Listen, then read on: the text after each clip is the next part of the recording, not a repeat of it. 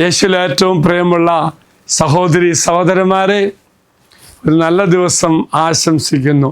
ഇന്നും ധ്യാനിക്കുന്ന വചനഭാഗം പുറപ്പാടിൻ്റെ പുസ്തകം 14-ാം അധ്യായം 1-ാം വാക്യം.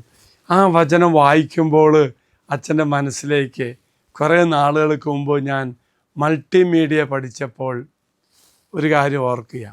അപ്പോൾ എഡിറ്റിങ്ങും ബാക്കിയെല്ലാം ചെയ്യുമ്പോൾ ഈ വീഡിയോ എടുക്കുമ്പോൾ പഠിപ്പിച്ച മാഷ് പറഞ്ഞു, ആംബിയൻസ് എത്രമാത്രം നല്ലതാണോ, എത്രമാത്രം സെലക്റ്റീവാണോ, അത്രമാത്രം പിക്ചർ നന്നായിരിക്കുന്നു. പറയാൻ കാര്യം എന്താ അറിയാമോ? പുറപ്പാടിൻ്റെ ദിവസം 14-ാം അധ്യായം 1-ാം വാക്യത്തിൽ മോശ ദൈവജനത്തെ കാനാൻ ദേശത്തേക്ക് നയിക്കുക.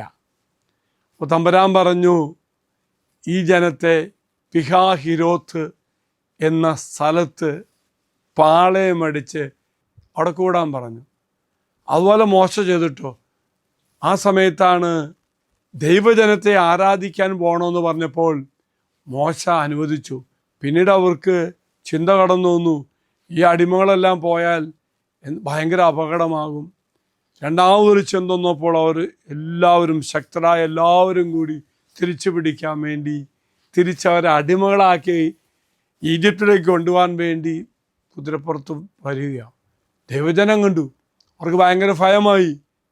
പിന്നിൽ ഫറവോൻ്റെ സൈന്യം, മുന്നിലോ പ്രത്യേക സ്ഥലത്ത് ദൈവമാക്കി പിഹാഹിരോത്ത് എന്ന സ്ഥലം.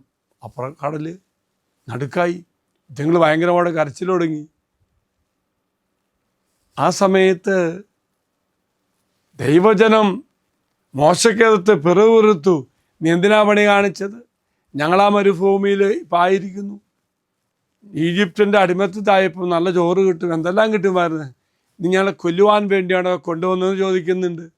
തമ്പുരാൻ കൊണ്ടുവന്നതാ. തമ്പുരാൻ്റെ പ്രത്യേക ഒരു പദ്ധതിയായിരുന്നു ഈ പിഹാഹിരോത്ത് എന്ന സ്ഥലത്ത് കൊണ്ടുവരുവാൻ. പ്രിയമുള്ളവർ, ഇതാണ് അച്ഛൻ പറഞ്ഞത്. കടൽ, ഫറവോൻ്റെ സൈന്യം, അവിടെ ഒരവസ്ഥയിൽ അവർ ഭയപ്പെടുന്നു. ആ ഒരവസ്ഥയിൽ അവർക്ക് ചിന്ത കടന്നു വരുന്നു, ഞങ്ങൾക്ക് ഞങ്ങളെ രക്ഷിക്കാൻ സാധിക്കില്ല, ഞങ്ങളുടെ ബുദ്ധിക്ക് ഞങ്ങളെ രക്ഷിക്കാൻ സാധിക്കില്ല. അപ്പോൾ അവർ ദൈവത്തേക്ക് കരങ്ങൾ ഉയർത്താൻ മോശയെ നിർബന്ധിക്കുന്നു, പ്രാർത്ഥിക്കുന്നു. ദൈവം ഇടപെടുന്നു. പ്രിയമുള്ളവരെ, ഇതുപോലെയാണ്.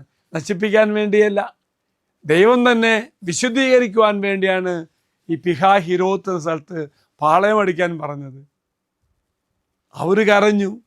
കരച്ചലുത്തരമാർ ദൈവം ഇടപെട്ടു.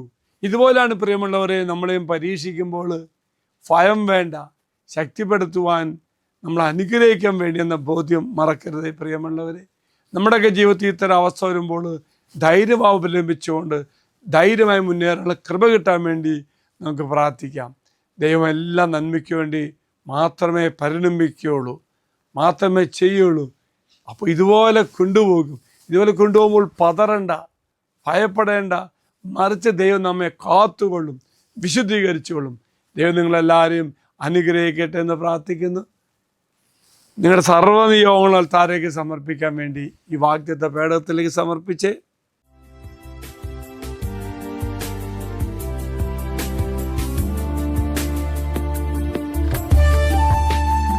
ഇത് നിങ്ങൾ സമർപ്പിച്ച നിങ്ങളുടെ എല്ലാ നിയോഗങ്ങളും അൾത്താരയിലേക്ക് അച്ഛൻ സമർപ്പിക്കുന്നു. ഈശ്വരാശ്വാസം തരാം. നമ്മുടെ കർത്താവായ ശംശാകൃപയും പിതാവായ ദൈവത്തിൻ്റെ സ്നേഹവും പരിശുദ്ധാത്മാവിൻ്റെ സഹവാസവും കൂടെ ഉണ്ടായിരിക്കട്ടെ, ഇപ്പോഴും എപ്പോഴും എന്നേക്കും. ആമീൻ. ഒരു നല്ല ദിവസം ആശംസിക്കുന്നു. എല്ലാവരും കർത്താവ് അനുഗ്രഹിക്കട്ടെ.